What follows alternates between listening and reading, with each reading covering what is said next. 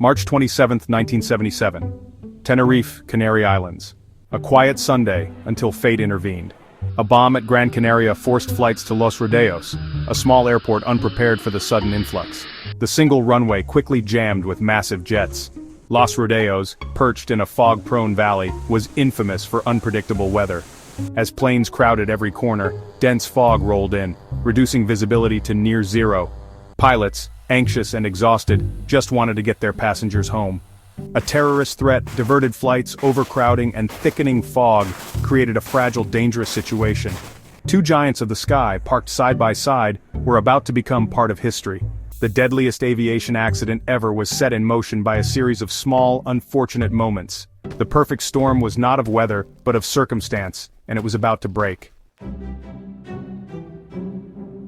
On the tarmac sat two Boeing 747s, KLM Flight 4805 and Pan Am Flight 1736.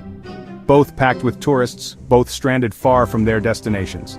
KLM's captain, Jacob Van Zanten, was a star pilot under pressure. Delays were mounting and his duty hours were running out.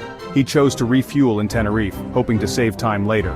The Pan Am crew, led by Captain Victor Grubbs, was experienced but unfamiliar with Los Rodeos. As fog thickened, anxiety grew.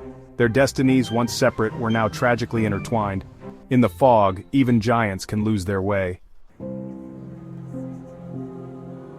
In the Los Rodeos control tower, chaos reigned. Two controllers, speaking English with heavy accents, struggled with outdated radios and a flood of transmissions. The fog was now so thick they couldn't see the runway. Guidance was by radio alone. Pilots and controllers talked over each other, creating a high-pitched squeal that garbled crucial messages. Every word mattered, but many went unheard. KLM's captain, growing impatient, taxied to the end of the runway, ready for takeoff. He was told to stand by for takeoff. But the word "okay" muddied the message. At the same moment, Pan Am radioed, "We're still taxiing down the runway." The two transmissions overlapped, blocking each other out. KLM's crew heard only what they wanted. "Okay." The vital instruction to wait was lost in static. Captain Van Zanten believed he was cleared. "We're going," he said, pushing the throttles forward. The KLM 747 began to roll, blind into the fog. Down the same runway, Pan Am was still searching for its exit. Disaster was seconds away. The KLM's engines thundered as the plane accelerated down the runway, heavy with fuel and urgency. Inside, the crew was tense. Co-pilot Moores had doubts, but Van Zanten pressed on. In the fog, the Pan Am jet was still on the runway, its crew suddenly hearing the roar of engines. "Let's get the hell out of here," Bragg joked nervously. Then, through a break in the fog, they saw the KLM's landing lights bearing down on them. Panic erupted. Captain Grubbs slammed the throttles, trying to turn off the runway. The massive Pan Am jet lumbered left, desperate to escape. In the KLM cockpit, the co-pilot shouted, "V1!" the point of no return. Suddenly, the Pan Am silhouette appeared.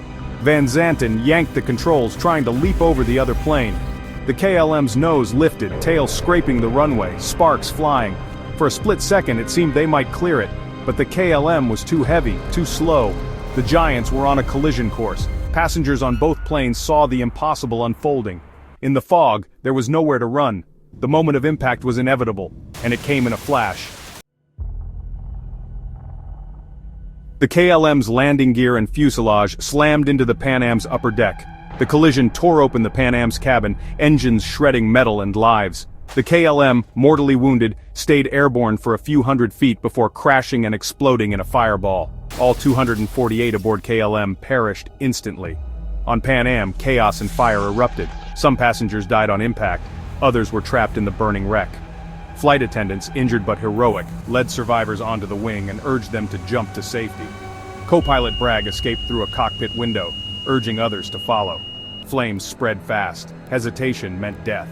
61 people from Pan Am survived, leaping from the wreckage into the foggy night. Their escape was a testament to courage and luck. The silence after the explosion was haunting. The runway, once crowded with giants, was now a scene of devastation.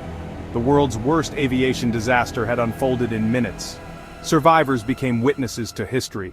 The cost of miscommunication was written in fire. The echoes of that night would change aviation forever, and the world would never forget. The investigation that followed was relentless. How could two advanced jets collide on the ground? The answer, a chain of errors, but above all, a fatal miscommunication. KLM's captain took off without proper clearance. His haste, the ambiguous language, and the chaos sealed their fate. The Tenerife disaster forced aviation to change. Air traffic control language was standardized, no more okay, only precise, unambiguous phrases. Takeoff became a word used only for actual clearance or its cancellation. Ground radar became standard at major airports, allowing controllers to see planes even in fog. Cockpit culture transformed crew resource management, empowered all crew to challenge unsafe decisions. No longer could a captain's authority go unquestioned. The tragedy flattened hierarchies and made teamwork the law of the skies. Today, every flight is safer because of Tenerife. The 583 lives lost were not in vain. Their sacrifice forged a new era of aviation safety. Every time we fly, we are protected by the lessons learned that day.